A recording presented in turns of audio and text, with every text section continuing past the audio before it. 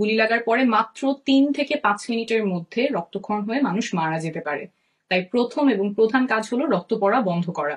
কিভাবে রক্ত পড়া বন্ধ করবেন সেটা বিদেশের সচ্ছল জীবন ছেড়ে দেশের মানুষের জন্য নতুন স্বপ্ন নিয়ে ফিরে এসেছেন দুই প্রতিভাবান বাংলাদেশি, ডাক্তার তাসনিম জারা ও তার স্বামী খালেদ সাইফুল্লাহ। তাদের এই সাহসী সিদ্ধান্তে সামাজিক যোগাযোগ মাধ্যমে চলছে প্রশংসার জোয়ার।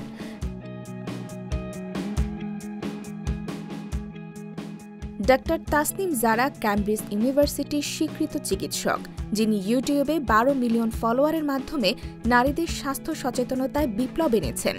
অন্যদিকে খালেদ সাইফুল্লাহ ঢাকা বিশ্ববিদ্যালয়ের আইন বিভাগের প্রাক্তন শিক্ষার্থী এবং অক্সফোর্ড ইউনিভার্সিটি থেকে ইন্টারন্যাশনাল হিউম্যান রাইটস লয়ে মাস্টার্স করেছেন।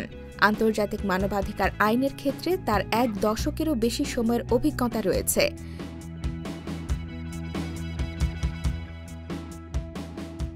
সফল ক্যারিয়ার ও বিলাসী জীবন ত্যাগ করে তারা প্রতিষ্ঠা করেছেন সহায় হেলথ, যা বাংলা ভাষাভাষীদের জন্য একটি আধুনিক স্বাস্থ্যসেবা প্ল্যাটফর্ম।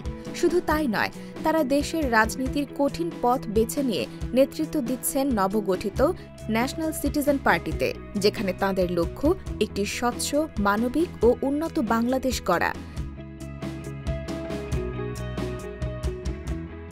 তাদের এই সিদ্ধান্তকে স্বাগত জানিয়ে নিউ ইয়র্ক প্রবাসী জনপ্রিয় চিকিৎসক রুমি আহমেদ ফেসবুকে লিখেছেন, এই তরুণ কাপলটা দেশে ফিরে এসেছে, আমরা বাকিরা আসি না, পশ্চিমা কমফোর্টে বসে বাংলাদেশের ইস্যু নিয়ে হাহা হুহু করি। যারা আর খালেদ এসেছে, এসে কুশি কমফোর্ট কর্পোরেট জব খোঁজা শুরু করেনি, রাজনীতির কঠিন পথ বেছে নিয়েছে। তাদের স্বপ্ন একটা সুন্দর, স্বচ্ছ আর মানবিক বাংলাদেশ গড়ার।